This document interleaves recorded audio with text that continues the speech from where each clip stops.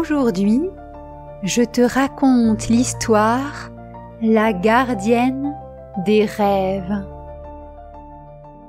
Chaque nuit, quand le monde s'endort et que le silence s'étend comme un voile doux sur les toits, Séléna quitte la lune. Sa silhouette diaphane s'élève parmi les étoiles, portée par une lumière pâle que seuls les enfants endormis peuvent entrevoir. Dans sa traîne d'argent flottent des poussières de songes, des murmures de rêves, des éclats de souvenirs heureux. Elle voyage sans bruit au-dessus des forêts assoupies, des villes paisibles, des campagnes immobiles. Elle tend la main vers les nuées, effleure les toits, sa magie se glisse dans les chambres. Là, les songes prennent forme. Un cheval galopant dans les nuages, une cabane perchée au sommet d'un arc-en-ciel, une mer pleine de poissons joueurs et de sirènes au doux sourire. Les enfants, bercés, sourient dans leur sommeil. Séléna veille. Elle recueille les rêves dans des sphères de lumière qu'elle garde précieusement. Mais elle chasse aussi les ombres, celles qui rampent sous le lit, qui sifflent derrière les portes, ou se faufilent en silence. Les cauchemars, elle les dissipe d'un simple regard, et le sommeil redevient refuge. Mais cette nuit, quelque chose change.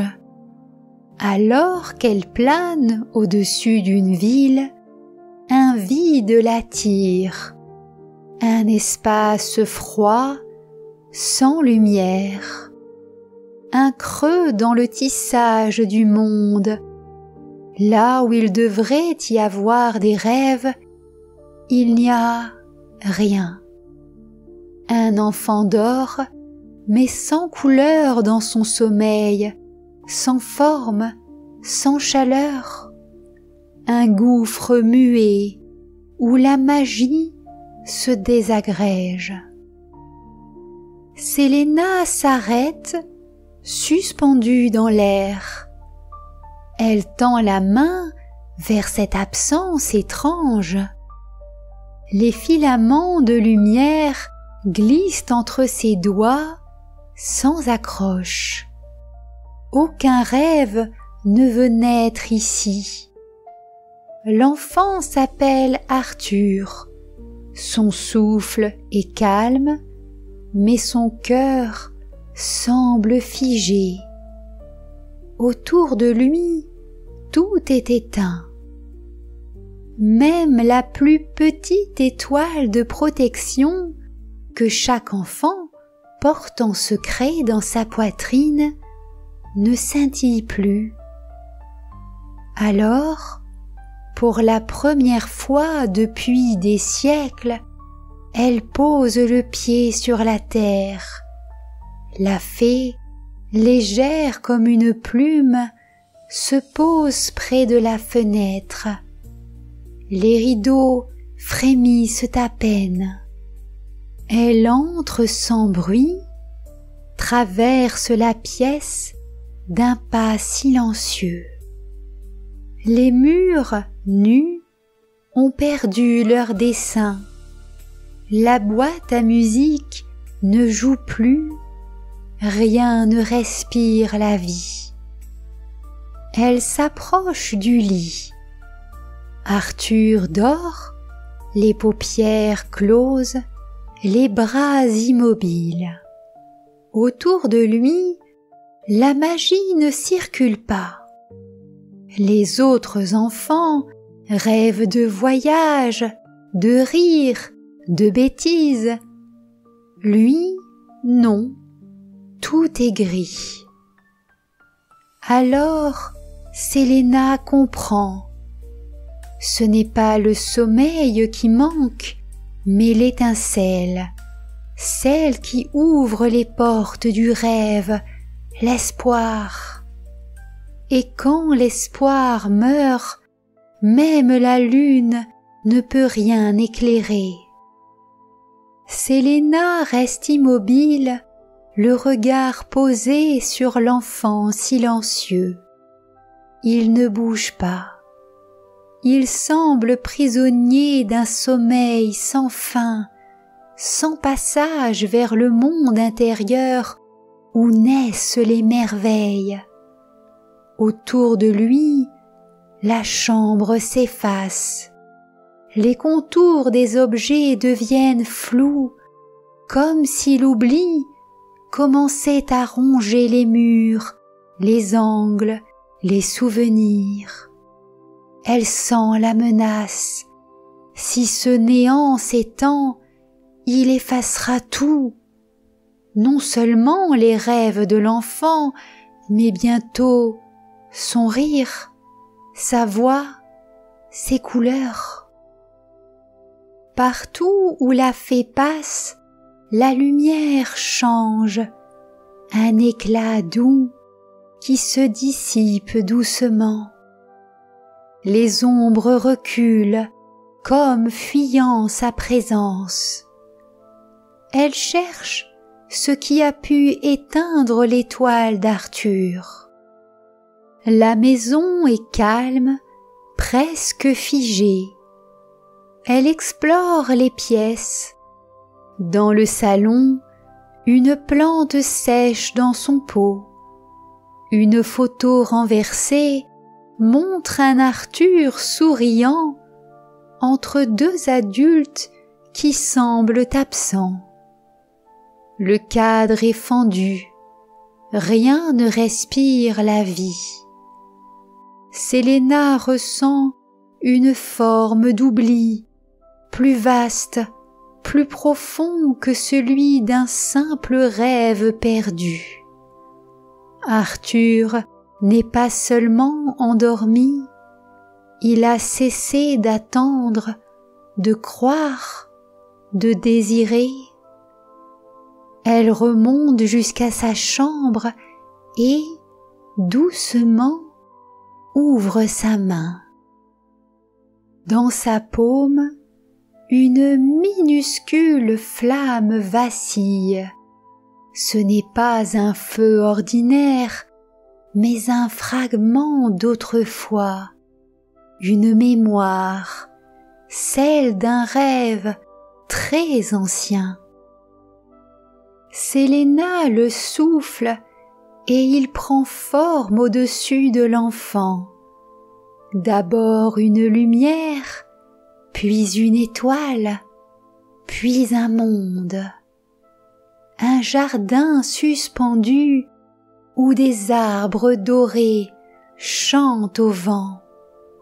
Des créatures aux ailes de soie jouent dans des fontaines cristallines.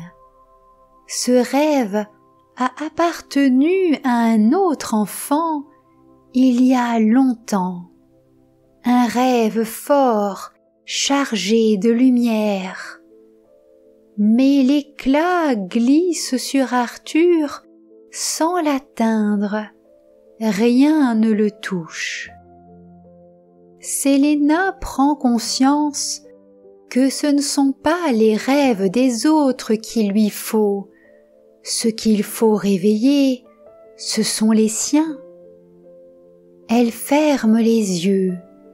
Sa pensée traverse les voiles du sommeil et atteint les souvenirs enfouis, là où résident les dernières braises.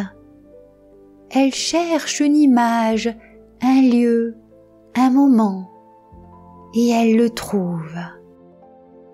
Un grenier éclairée par la faible lueur d'une lanterne, des couvertures tendues comme des tentes, une voix douce qui raconte une histoire, des étoiles en papier accrochées au plafond, et un Arthur plus jeune allongé sur le sol, les yeux grands ouverts, croyant de toutes ses forces qu'un jour il visitera la lune. Séléna retient son souffle. Le rêve existe encore, froid, recroquevillé, mais bien présent. Il suffit d'une étincelle pour le ranimer. La fée reste là, près de l'enfant, ses ailes repliées, les yeux tournés vers ce souvenir fragile.